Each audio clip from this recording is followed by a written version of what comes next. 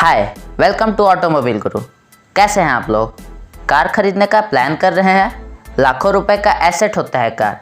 इस बारे में आपने सोचा कि जो पैसा कार में आप लगाने वाले हैं, several lakh of moneys of your hard work, car के इंजन, कार की performance, suspension, handling, safety features, car की केबिन स्पेस, वो मायने रखती है आपके लिए, या कार की सुंदरता कैसी है? कार के जो फीचर्स हैं जिससे लोग प्रभावित हो जाते हैं कि फलाने कार में कौन कौन से नए फीचर्स आ गए हैं, वो मायने रखती है आपके लिए?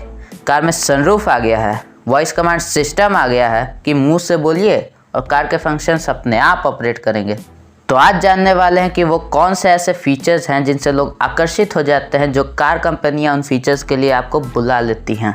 क्या वो फीचर्स रियल लाइफ में उतने महत्वपूर्ण हैं? उन्हीं के बारे में हम बात करने जा रहे हैं। Number 1 feature is sunroof.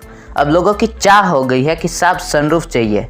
Electric sunroof तो अभी पीछे रह गया है, लोगों को पैनोरामिक सनरूफ चाहिए। नहीं तो किसी गाड़ी में अगर सनरूफ नहीं आता है तो लोगों को लगता है कि आफ्टर मार्केट लगवा ले। साहब अपने आप से धोखा कर रहे हैं, इस बारे में आप जान लीजिए। सनरूफ का कितने बार यूसेज होता है?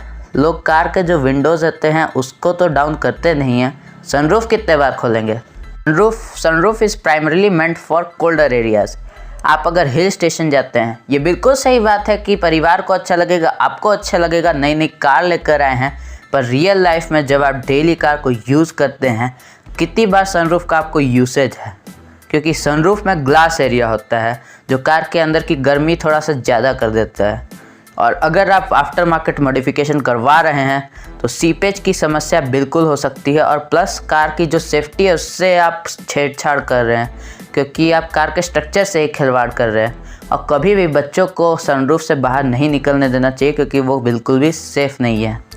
सेकेंड ओवरहाइड फीचर है जो लोगों को लगता है कि कार में होना चाहिए, automatic rain sensing wipers. Yes, कंपनियां पब्लिश करती हैं कि उनकी कार में ऑटोमेटिक रेन सेंसिंग वाइपर्स हैं। बारिश आई और वाइपर्स अपने आप चलने लगा। क्या यूसेज है? वाइपर्स के कंट्रोल तो आपके लेफ्ट साइड में है। अगर आप वाइपर के स्टॉक को नीचे करेंगे, it should start wiping. Automatic की क्या बात है? देखिए, इस बात से प्रभावित होकर गाड़ी ले रहे हैं, देन आप बिल्कुल ये चीज़ मिस कर रहे हैं। इसी तरह से automatic headlight on in low visibility conditions.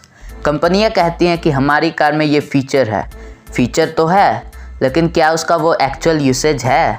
अंधेरा हुआ, साहब हेडलाइट तो आप भी घुमा सकते हैं। ऑन करने के लिए वो फीचर के बेस पर अगर आप कार को डिफ्रेंशिएट कर रहे हैं तो साहब आप जान लीजिए कि वो कोई एक डिफ्रेंशिएटिव फीचर नहीं है। नंबर 4 फीचर जो साहब कार में होता है, क्रूज़ कंट्रोल। अब क्रूज़ कंट्रोल है जी, कन्वीनियंट है कि कार अपनी एक स्पीड मेंटेन करेगी क्रूज़ कंट्रोल के अंदर।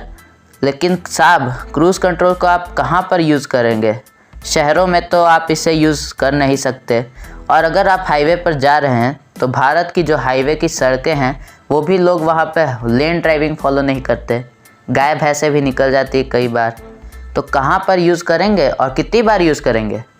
जो अगला फीचर है साहब, वो आप लोगों को बहुत प्रभावित करता है, जो है रियर एसी वेंट्स। बिल्कुल, अब देखिए कि एसी के जो पीछे की सीट पे जो बैठता है उसके मुंह पे जब ठंडी हवा लगती है तो बिल्कुल अच्छा लगता है।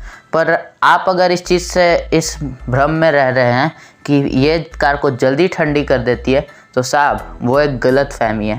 क्योंकि कार का जो एसी का कंप्रेसर है, that determines the AC cooling effectiveness. आपको कंप्रेसर का साइज़ तो सेम ही है, इसके बारे में जान लीजिए कि एसी वेंट्स एक नाम दे दिया गया है। It should be a rear blower vents. इसी तरह से साहब कूल्ड ग्लव बॉक्स। आपको लगता है कि कार में अगर कोल्ड ड्रिंक रखेंगे तो वो बिल्कुल चिल्ड हो जाएगी, तो साहब ये एक गलत फहमी है, क्योंकि cooled glove box only maintains the temperature. तो लोग भ्रमित हो जाते हैं कि वो कार में कूल्ड ग्लव बॉक्स में एक कोल्ड ड्रिंक की कैन डाल देंगे तो वो बिल्कुल चिल्ड हो जाएगी। नहीं साहब, वो कोई रेफ्रिजरेटर नहीं है। रेफ्रिजरेटर में भी जो टेम्परेचर होता है वो 1 डिग्री सेल्सियस होता है, और फ्रीज़र का जो टेम्परेचर होता है वो -5-6 डिग्री सेल्सियस होता है। पर कार का जो ग्लव बॉक्स है, कूल्ड ग्लव बॉक्स, वो सिर्फ 16 से 17 डिग्री पे आपकी कैन को मेंटेन करेगा, तो वो बिल्कुल आपकी कैन को चिल नहीं कर सकता। इससे अच्छा आप एक थर्मस रख लीजिए, जो गर्मी और ठंडी में जो पानी ठंडा और गर्म रखता है, वो ज़्यादा देर तक चल जाएगा। Push button ignition. Push button ignition बड़ा फेमस हो गया है। लोगों को चाहिए कि साहब कार में आ जाएं और सीधा बटन प्रेस करें और कार का इंजन स्टार्ट हो जाए। तो साहब पुश बटन इग्निशन के बारे में जान लीजिए। यूरोप में, यूएस में रिपोर्ट आई थी कि it's a big security risk. जो उसकी वेव्स होती हैं ये हैक कर दी जाती हैं। The people can hack it. आपने रिमोट से इसको लॉक किया, people will catch it and they will start the engine, और उनको कुछ आगे करने की ज़रूरत ही नहीं पड़ेगी। तो वो आप जान लीजिए, it's not a feature of thumb. तो आपको फिर भी लगाना ही पड़ेगा। कार की चाबी तो आपको फिर भी अपनी जेब में होनी ही पड़ेगी, तो चाबी ही लगा लीजिए।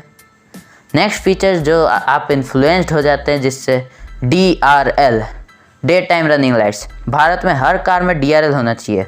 साहब DRL होना तो चाहिए, पर DRL का कंसेप्ट कहाँ से आया?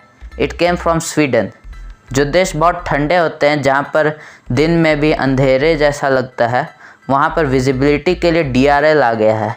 इंडिया में DRL का कंसेप्ट केवल स्टाइलिंग के लिए है। It's no more a utility unless you drive too often in hilly conditions, जहाँ पे विजिबिलिटी कम होती है, वहाँ पर उसकी ज़रूरत है। पर अगर आप ऐसी कंडीशंस में ड्राइव नहीं करते हैं तो आपको इसकी ज़रूरत नहीं है। इसी तरह से कार में एम्बियंट लाइट। यस, हमारी कार के अंदर 8 से 9 कलर्स की एम्बियंट लाइट्स हैं। हरे रंग की, पीले रंग की, लाल रंग की। मेरा मूड जैसा हो उस तरह की आपको एम्बियंट लाइट मिलेगी। साहब इट्स मोर अ डिस्ट्रैक्शन। वो शो ऑफ के लिए ठीक है कि हाँ यार अपनी कार में दोस्तों यारों को ले आए, हाँ आप दिखा रहे हैं तो ठीक है। रियल लाइफ में आप जब ड्राइव करेंगे इट्स अ डिस्ट्रैक्शन फीचर, उसके बारे में जान लीजिए। और साहब जो अगला फीचर है, वॉइस कमांड। अपनी कार में बोलिए open sunroof, close sunroof, open window, close window, music system volume increase या वॉल्यूम डिक्रीज़। जिन लोगों के पास वॉइस कमांड वाली कार है या लेने का प्लान कर रहे हैं, कभी ये सोचा है कि उसकी प्रोसेसिंग कैसी है? कितने बार वो कमांड्स को एग्जीक्यूट करता है, कितना टाइम लेता है? तो सब प्रैक्टिकलिटी की अगर आप बात करेंगे तो आपको थोड़ा सा इरिटेटिंग लगेगा, क्योंकि प्रोसेसिंग थोड़ी सी स्लो है और कई बार तो वो कमांड भी एक्सेप्ट नहीं करता। देखिए, मेरे वीडियो का पर्पज़ ये नहीं है कि आपको डिस्करेज करूं कि ये फीचर्स आपको लेने नहीं हैं, पर मेरा पॉइंट ये है कि ये फीचर्स के बेस पर अगर आप कार ले रहे हैं तो you are possibly missing something. अपनी प्रेफरेंसेस सेट कीजिए। ये फीचर्स ऑफर हैं तो ठीक है, बट आपकी जो प्रेफरेंस होनी चाहिए, it should be the car engine. Car की परफॉर्मेंस कैसी है, सेफ्टी कैसी है, हैंडलिंग कैसी है, कार चलाने में कैसी है, स्पेस कैसी है, and that it meets your requirements और not. That was all for the session. If you find the video useful, video को लाइक करिए, ऑटोमोबाइल गुरु को सब्सक्राइब करिए for the best updates on the auto sector. Thanks for watching.